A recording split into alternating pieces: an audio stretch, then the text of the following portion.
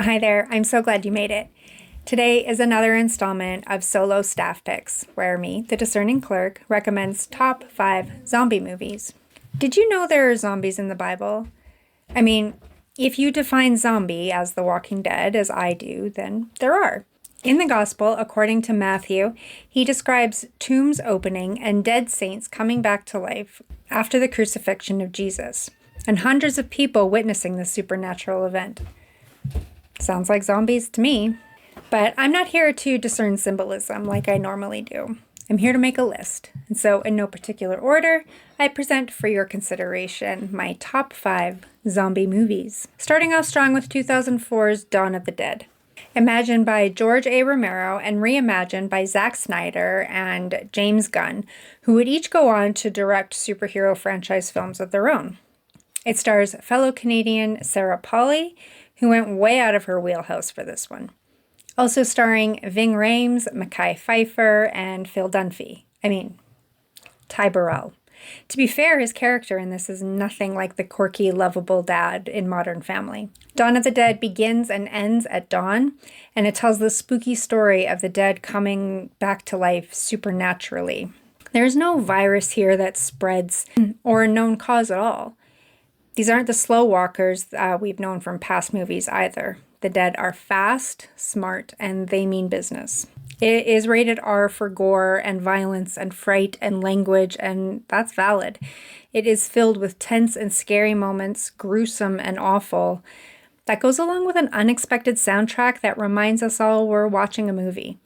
It creates a distance for the audience that also makes it easy to lose main characters throughout. Following up Dawn of the Dead with the dark, dry, and vaguely satirical Shaun of the Dead. This one is also from 2004, which is also the year I was married. Good year. Good vintage. Simon Pegg co-wrote and stars in this offbeat, end-of-the-world comedy thriller. It also stars Nick Frost and features Penelope Wilton, Martin Freeman, and Bill Nighy. The first time I watched this movie, I didn't really expect them to portray the zombie threat so seriously. But the cause here is only alluded to, and is itself a reference to George A. Romero's Night of the Living Dead. But it's due to a satellite crashing out of orbit and radiation poisoning affecting the dead in biblical ways. The relationships are really at the forefront here. We have Sean and Liz, which drives the majority of the action. Sean and Ed, which proves to be a lasting friendship. Barbara and Philip, Sean's mom and stepdad that requires forgiveness and acceptance. Dave and Diane, a couple divided. And even the doppelganger group that holds several Easter eggs.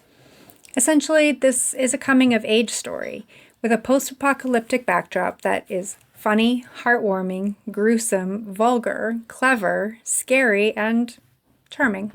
Next is World War Z, which contains the fastest, scariest zombies I've seen in a movie.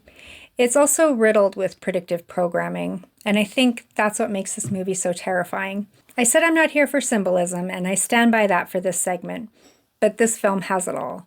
A highly contagious virus, the United Nations, the World Health Organization, a wall around Jerusalem, an attractive savior, and the only safe place is the seas or skies. World War Z was released in 2013, based on a book of the same name by Max Brooks. It stars Brad Pitt as the so-called savior, and features Doctor Who Peter Capaldi as a Who doctor.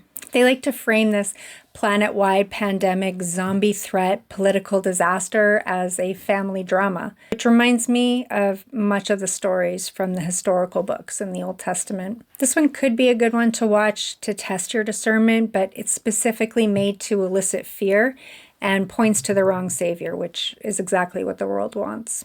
Next is an adaptation of a parody of a British classic. That's right, it's Pride and Prejudice and zombies. I love a period piece, and I adore dry British humor. Released in 2016, it follows the exploits of the Bennet sisters as they find husbands, attend balls, kill zombies, and ride horses.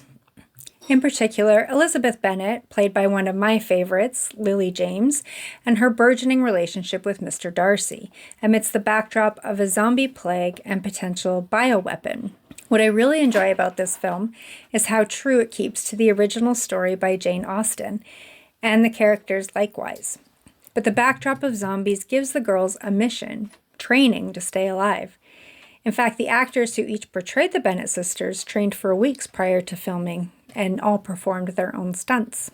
I think I realized that the blending of genres is what really gets me interested, and this one does it very well indeed. Finally, I'm going with 28 Days Later. This one was released in 2002 and takes place in the UK. This one, though, isn't a satirical or a parody or an adaptation. In fact, many aspects of this movie make it a more typical zombie film, but it's really anything but typical. Starring Cillian Murphy in what would be his introduction to an American audience, searing himself into our hearts and minds with his performance and every performance since. It also features Naomi Harris and another Doctor Who alum, Christopher Eccleston. 28 Days Later tells the gripping story of a rage virus that infects people's psyche rather than their physical bodies. When Jim wakes up alone in a hospital and finds the city of London nearly empty, he must quickly learn what happened and stay alive somehow. This is another one where the living dead are fast runners, not slow walkers, as the virus gives them a bloodlust that is never satisfied. But it is also more about the human condition and relationships that are formed in the midst of trauma. Director Danny Boyle doesn't shy away from the grittiness of the virus and what it does to people, but he also includes grand sweeping shots of a deserted island in the wake of a localized pandemic. Though my list will always be comprised of movies, I wanted to make one more runner-up recommendation of a streaming series called Santa Clarita Diet. It's available on Netflix and stars Drew Barrymore and Timothy Olyphant. There are 3 seasons that follow Sheila and Joel, real estate agents and married couple with a teen daughter. This one is also fun and funny and heartwarming, but also gruesome and gory and vulgar. For an American show, it's very British. This was a difficult category to narrow down to just 5. I'm sure if you ask me again in a year, the list might look different. Tonight, I think I'll be rewatching Shaun of the Dead. It's been too long. Let me know in the comments below what zombie movies make your top 5 list and what you'll be watching tonight. Thank you for watching to the end. Remember, membership is free, so subscribe if you want to, but don't follow me. Follow the one who saves you. And until the next one, keep looking up.